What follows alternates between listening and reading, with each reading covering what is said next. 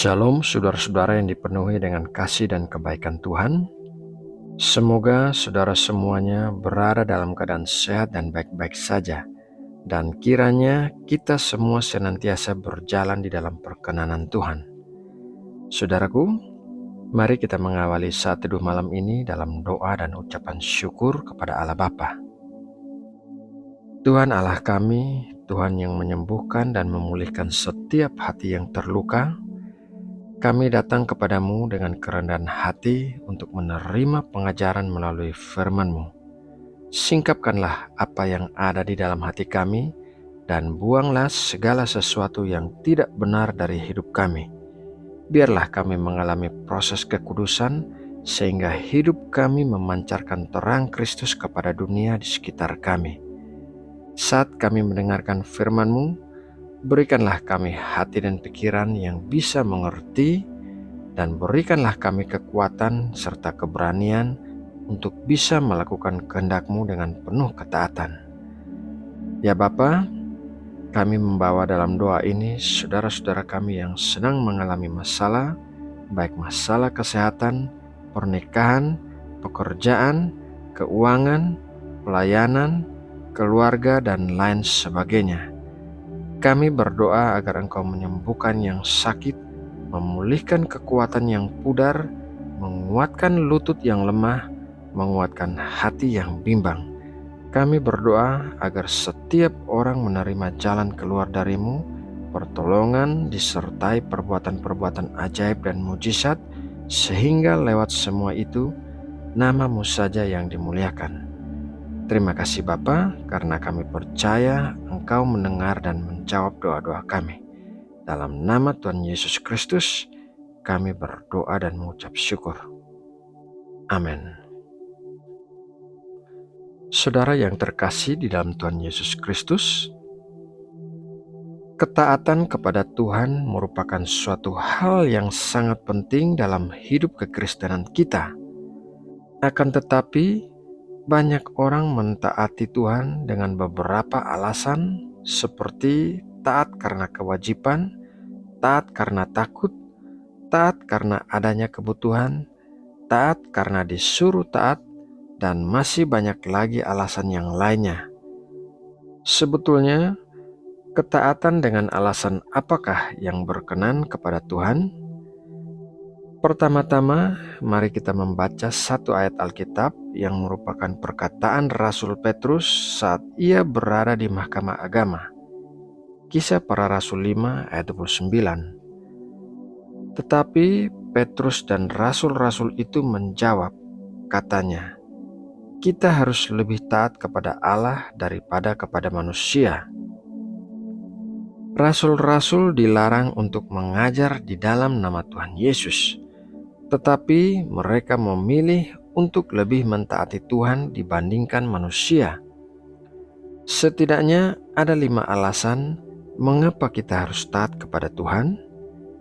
Alasan yang pertama, kita taat kepada Tuhan karena pengetahuan tentang Tuhan. Di dalam Yesaya 40 ayat 12-14 berkata, "Siapa yang menakar air laut dengan lekuk tangannya dan mengukur langit dengan jengkal, menyukat debu tanah dengan takaran, menimbang gunung-gunung dengan dacing atau bukit-bukit dengan neraca? Siapa yang dapat mengatur roh Tuhan atau memberi petunjuk kepadanya sebagai penasehat? Kepada siapa Tuhan meminta nasihat untuk mendapat pengertian, dan siapa yang mengajar Tuhan untuk menjalankan keadilan, atau siapa mengajar dia pengetahuan dan memberi dia petunjuk supaya ia bertindak dengan pengertian?" Kitab suci memberikan banyak gambaran tentang kedahsyatan Tuhan. Namun, itu semua masih belum ada apa-apanya dibandingkan kebesaran dan kemuliaan Tuhan yang sesungguhnya.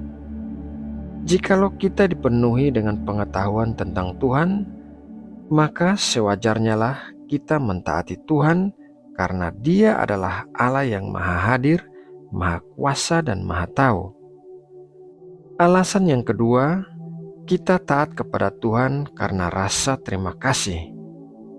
Efesus 1 ayat 7-8 dikatakan, sebab di dalam Dia dan oleh darahnya kita beroleh penebusan, yaitu pengampunan dosa menurut kekayaan kasih karunia-Nya yang dilimpahkannya kepada kita dalam segala hikmat dan pengertian.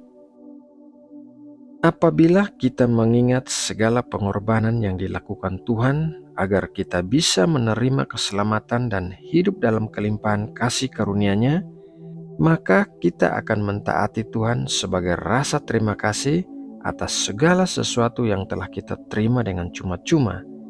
Kita adalah orang yang tidak tahu berterima kasih apabila kita tidak mentaati Tuhan setelah segala sesuatu yang Tuhan lakukan bagi kita. Alasan yang ketiga, kita taat kepada Tuhan karena kasih. 1 Korintus 8 ayat 3, tetapi orang yang mengasihi Allah, ia dikenal oleh Allah. Mengasihi Tuhan berarti kita mentaati apapun yang Tuhan ingin kita lakukan. Mengasihi Tuhan membuat kita ingin menyenangkan hati Tuhan dan tidak ingin melakukan sesuatu yang bisa mengecewakannya. Alasan yang keempat adalah kita taat kepada Tuhan karena percaya. Ulangan 7 ayat 9, sebab itu haruslah kau ketahui bahwa Tuhan Allahmu, Dialah Allah, Allah yang setia, yang memegang perjanjian dan kasih setianya terhadap orang yang kasih kepadanya dan berpegang pada perintahnya sampai kepada beribu-ribu keturunan. Tuhan adalah Tuhan yang setia. Dia selalu menepati janji-janjinya sehingga kita bisa mempercayainya. Jikalau kita mempercayai Tuhan, maka kita akan mentaatinya tanpa mempertanyakan karakter Tuhan. Alasan yang kelima, kita taat kepada Tuhan karena aman.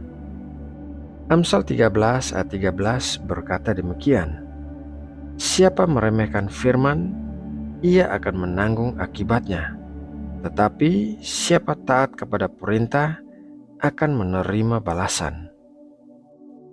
Mentaati Tuhan akan membuat kita aman karena perintah-perintah Tuhan akan menjaga kita dari melakukan tindakan-tindakan berdosa yang bisa menyebabkan akibat-akibat yang mengerikan. Perintah Tuhan bukanlah dibuat untuk membatasi kita dari kesenangan-kesenangan hidup, melainkan demi kebaikan kita, karena Tuhan tahu bahwa kesenangan-kesenangan hidup yang salah bisa menjebak kita ke dalam dosa. Nah, saudara yang terkasih di dalam Tuhan Yesus Kristus, demikianlah renungan firman Tuhan malam ini. Semoga melalui renungan ini kita dapat belajar sesuatu yang baru dari kebenaran firman Tuhan yang disampaikan. Mari kita berdoa untuk menutup renungan ini.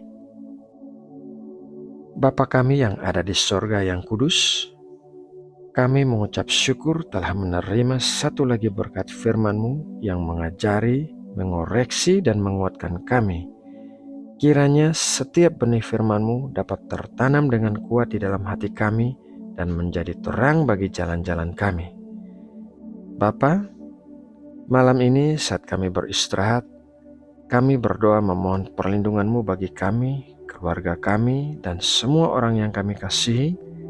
Jauhkanlah kami dari hal-hal yang jahat, dan janganlah membiarkan kaki kami melangkah ke dalam hal-hal yang berdosa. Berikanlah tubuh kami kesehatan dan kekuatan yang baru, dan pakailah hidup kami untuk melakukan pekerjaan-pekerjaan yang memuliakan nama-Mu. Terima kasih ya Bapa. Kami juga membawa bangsa Indonesia dalam doa kami. Kami memohon campur tangan-Mu dalam pemerintahan di negeri kami. Kiranya Engkau menuntun dan mengarahkan para pemimpin negeri ini untuk senantiasa mengambil jalan yang sesuai dengan kehendak-Mu dan memberikan keputusan-keputusan yang mengedepankan kepentingan rakyat. Berkatilah Indonesia menjadi negara yang lebih kuat, makmur, dan aman. Terima kasih ya Bapa. Dalam nama Tuhan Yesus Kristus, kami berdoa dan mengucap syukur. Amin.